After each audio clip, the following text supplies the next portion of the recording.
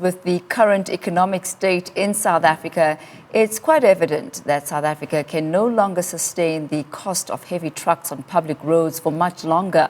South Africa relies far too heavily on its road network to move goods, with roads accounting for about 70% of land freight in the country. Now, it has been suggested that a road-to-rail transformation has to happen. Joining me in the studio to discuss this is Aubrey Lekwane, the MD of Bombardier Transportation in South Africa. Thank you for your time this evening, sir. Good evening to you. Why don't you talk us through some of the proposals that have been put in place in order to ease the burden that South African roads are under at the moment? Yeah, there's nothing new. Mass transit solutions are important, and I think that the market has, over a period of time, began to quantify some of the costs that were not always factored, as you have mentioned, road emissions, but also you want to move people more efficiently, you want to move goods more efficiently, and there is only so much that you can actually achieve by road, and intermodal transport, of course, is important. You don't do away with roads, you don't do away with ports and or flying, but mass transit solutions is part of the key mix for decongesting cities, not only here, but in many African countries. It is a challenge. There are many challenges that each country is facing. But let me be clear, there isn't a single country in Africa that is not in need of mass transit solution for people and or for freight. And I mean, we can acknowledge the fact that the trucking industry has been perhaps one of the key beneficiaries of the fact that 70% of freight is actually transported via rail. How is this likely to affect the trucking industry, and what sort of reaction has there been from them? Well, you are aware that Transnet in particular, and they should be here to talk about the increasing locomotive traction.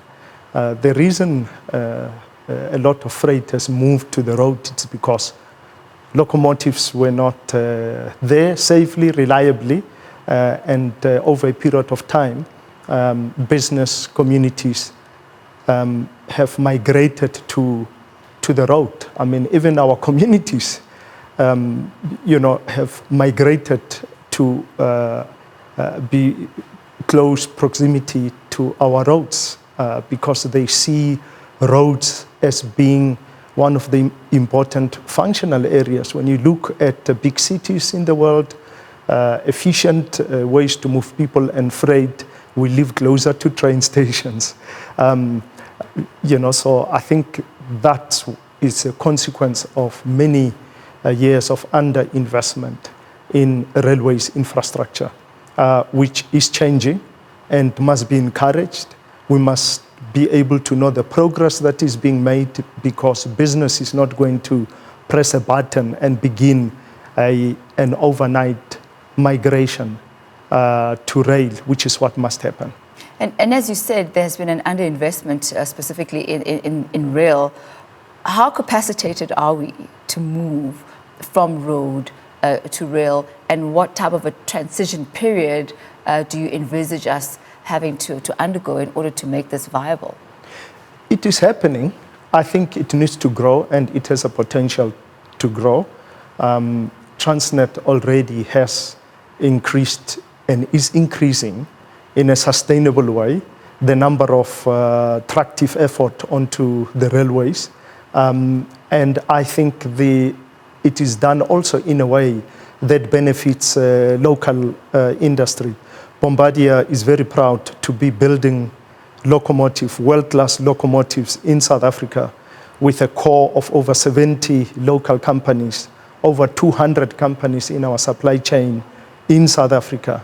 And this is the sustainable way to actually revitalize industry and to rebuild your freight business, so that you and I are able to move with ease and efficiently and safely from point A to point B. And which brings us to the next question here. Treasury has said that there needs to be an increase in competition in ports and rail. So, companies such as yourself, Bombardier, now being part of that transformation and that increasing of the competitive space. But where does that leave Transnet, and what type of relationship will there be between Transnet as well as private providers? It's competition, it's collaboration. I think that basic infrastructure, there is a definite space for the public sector to ensure its sustainability, including roads and or rail. But I think there's a big appetite for companies, multinational, who own lease fleets, not in many places in the world, to come in and invest. The president has encouraged players to come into South Africa to make these investments. And I think that a public-private partnership, like you have seen on the Gautrain, is the way to go. Come 2026, that burden will be fulfilled in South Africa, which will also create, I think, a better enabler in terms of affordability. So I think it is more strengthening partnership, do what you're best at, and I think it's a collaboration of government and the private sector who will get infrastructure back to where it should be. You mentioned there about the leasing of locomotives. Would Transnet then be leasing locomotives from the private sector instead of purchasing them, which is what we've seen them doing in the past? I think there are those scenarios that are possible today, not just Transnet. The rail sector, I think the Gautrain might also want to look at those scenarios. PRASA may want to look at those scenarios.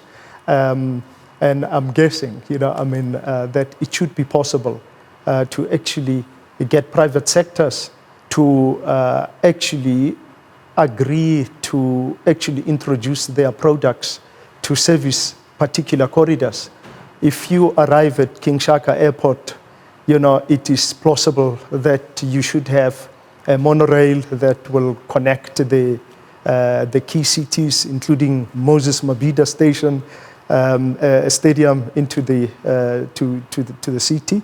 Those are short corridors, and I think partnering is the essential model that has been applied very successfully in Europe and elsewhere in the world. So we are fortunate because we will not be the first to want to do that, and I think it is a model that we can learn from and improve on, and to breach the challenges, because you are constantly in competition with many other priorities. ESCOM, for example, is another challenge in South Africa, but many African countries also face their own challenges. And in that, I think a partnership model is the way, sustainable way to ensure that mass transit solutions are back on rail.